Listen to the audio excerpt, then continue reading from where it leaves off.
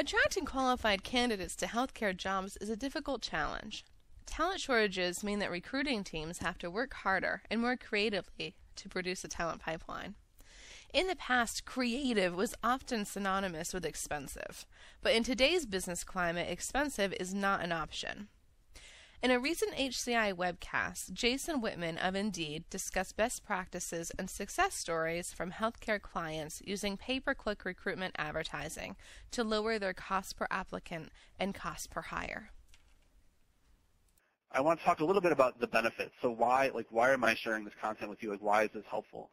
I think one of the big things is that there's so much traffic on the search engines right now that you can really get strong candidate flow by advertising on a PPC basis, using Google AdWords or some of the other sites that I'll mention today. So you can really get a strong candidate flow. More and more job seekers are starting their job searches on search engines than ever before. The site with the most job searches per month is Google. It's not a job board. So I think that's significant and something to kind of keep in mind when you think about your different options in recruitment advertising. I think sometimes people have kind of this walled garden where they think, okay, there are the 3 big job boards and there are some niche job boards that are good for healthcare, but what else can I really try? And I think thinking about the search engines as an option in recruitment advertising is important because they do have all this candidate flow. They have a lot of users who are searching for jobs, and I'll share some metrics in a little while on that for both Google and Indeed. The way that keyword advertising works is that first you pick a keyword list. And a keyword list is simply a list of phrases or words that you want your ad to appear for. So when someone searches on Google for nurse or nursing or physical therapist or ER nurse or research scientist, whatever those terms are that are important to you, you pick that keyword list and you maintain that keyword list. You can update it in real time, so you can log into your Google account and update it in real time so that your ad appears for more words or less words, and you can see how each of those keywords performs over time. So again, you have access to that account and you can see how they're doing. So that the first piece of that is that keyword list. So in the Baylor example, some of their potential keywords probably, I'm just guessing, were nurse, nursing, nursing job, nursing jobs, Baylor, the name of their company, which is great for brand protection, making sure that if someone is specifically searching for your organization on Google, that you're coming up in the results. That's something that if you guys haven't tried that, if you haven't tested that out, give that a try. Search for the name of your company and maybe the word job or jobs or career or careers on Google and see if your company comes up. If it doesn't, then this could be another opportunity for you just to protect your brand. The second piece of information is writing the ad copy, and that's the actual ad that appears here on the screen. So Google doesn't do this for you. AdWords is a self-serve product, so you have to do it yourself, or work with someone to do it on your team or a consultant. And so the way that it works is that there's a 25-character headline, which is nursing jobs at Baylor in this case, and then 2 lines of copy, 35 characters each, and then the landing page. So where do you want the job seeker to end up when they click the ad? Again, as I talked about before, that is a page on your career site. So you can see, and I'll show what that looks like in a second, but you can see in this Baylor example, it's their career site, baylorhealth.com/careers. So again, all that traffic is going directly to you, which I think is really an exciting part of pay-per-click. Then the last piece of information is your maximum cost per click. And I mentioned before that with pay-per-click or PPC, you decide how much you want to pay. I think sometimes that freaks companies out because they're so used to being told what to pay. And with pay-per-click, you decide how much you want to pay, and it's just so different. But in your account, you would set a maximum cost per click, which is like a ceiling, right? It's the maximum that you're willing to pay when a job seeker clicks on one of your ads.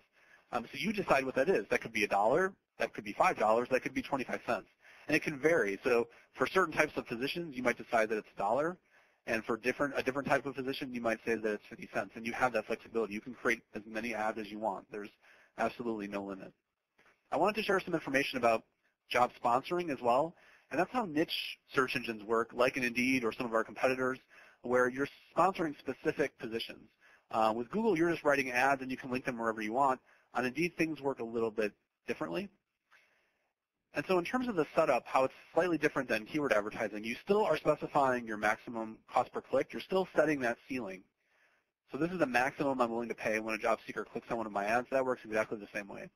The biggest difference is when you get into the vertical search engines and the niche search engines is that you don't have to provide a keyword list, and you don't have to specify a landing page, and you don't have to write the ad. And let me explain why all those things are the case. You don't need a keyword list because Sites like Indeed or some of our competitor sites, they index the jobs directly from your website. So instead of having to think about, okay, what are the right keywords for our nursing ad? Let me think about what those might be. With job sponsoring, the job is indexed. So we index the entire job. The search engine indexes the entire job. And then we use that job description as the keyword list.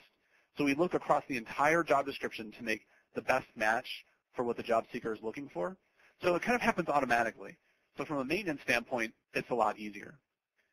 So let's start with one of the companies that I mentioned, Intermountain Healthcare. They're a healthcare facility, a nonprofit facility out in Utah and Idaho. And they decided to test out pay-per-click recruitment advertising. Again, as something different, something new to kind of diversify their recruitment advertising. They certainly use other job sites as well. And one of the comments that I wanted to share with you guys today is that the client there said it was the only model where we could get visibility for all of our positions while only paying for performance. And I think that's significant. With the niche positions that you might be focusing on or these hard-to-fill jobs, you don't want to pay when you're not receiving candidates. You don't want to pay when you're not receiving quality candidates and quality hires. And I think that's really important.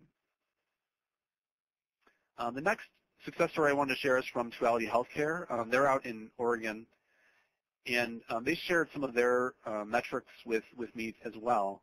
And I wanted to pass those along to you, and I think they were really looking at that hard-to-fill segment. They were looking at some very specific job titles that they were trying to fill, so they were definitely excluding the more administrative, secretarial type positions that aren't really what we're talking about today. And I think their quote was really exciting to me because they were able to confirm that, A, these candidates were on the search engines, and B, that they were able to acquire them. They were able to get them as hires for a strong cost per hire. So they were seeing a $10 per applicant cost and a $500 per hire cost from pay-per-click. So again, I think these are just good examples of how A, the candidates are there, and B, the pay-per-click option can work in a very cost-effective way. I did want to share today the 4 A's of recruitment advertising. This is another presentation that we did through HCI, and we also have a white paper that we wrote on this topic. And again, it's not Indeed specific at all. It's 4 steps that you can take to better measure the ROI of your recruitment advertising. And it applies not only to pay-per-click, it applies to job boards and job sites and really any recruitment advertising that you're doing. And so the 4 A's or the 4 steps are assign, automate, analyze, and adjust. And just to go through them very quickly, assign says there should be someone in your organization who's responsible for measuring the ROI of your advertising. That might be the folks on the call today. That might be someone else on your team. That might be a new position that ends up being hired in your organization. But someone should be accountable for measuring what the return is of your recruitment advertising. The second A, automate, is what I just mentioned. Automate that tracking as much as possible. Eliminate the pull-down menus if you can. Talk to your ATS. Talk to your ad agency. Talk to me. Again, the point of today is really not to promote any one company or any one site. It's for me to try to help you on this topic. So if you're stuck, if you're lost, if you don't know if you can automate the tracking in your ATS or you don't know how to get started with pay-per-click, I'm definitely happy to help you.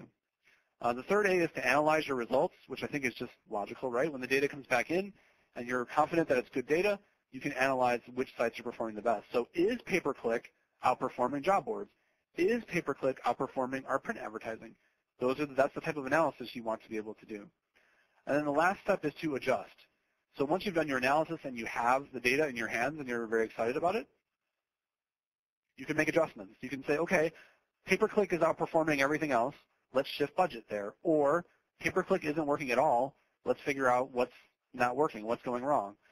So adjust says take the findings that you have and do something about it. Make adjustments. Shift budget. Talk to the job sites you're using about how they're either overperforming, underperforming. Make adjustments. And I think a lot of times companies, I think because they're tied to contracts often, feel like there's nothing they can do. I can't adjust anything in my recruitment advertising, and that's really not the case.